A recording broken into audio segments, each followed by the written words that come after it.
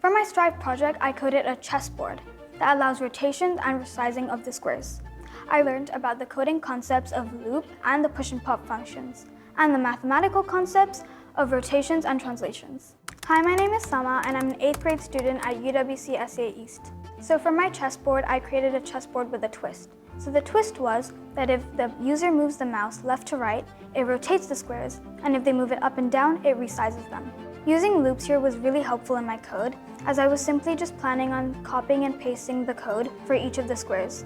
But once I learned how to tweak a loop variable, it became really easy for me because I started off with 64 lines of code. I could end up making only 3 lines of code, which became really simpler. Having the code depend on one variable was very powerful to me, as I could end up having chessboards with many different sizes and a lot of shapes as well. Rotations and translations were a big help as well in my code, as I only knew for rotations how to revolve all the shapes around one common point. But to make them all revolve in their own little space, I had to use the rotate and the push and pop functions. This had made me thought about a problem that never occurred before and simultaneously showed me the solution in one swoop.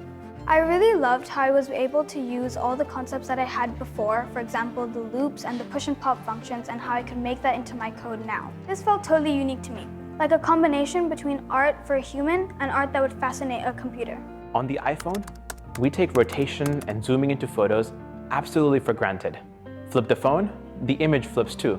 Here, Sama has shown us that she understands the mathematical and coding concepts that go behind those features. She was able to use these concepts to get the precise behavior that she wanted on her chessboard, showing us that for her, these mathematical concepts are not just theoretical, it's extremely practical. Every time you scroll through your phone, open a photo, zoom in, or flip your phone, you're using the same coding and mathematical concepts that Sama has shown a mastery of in this project. This felt totally unique to me. Like, oh. That's okay. Okay.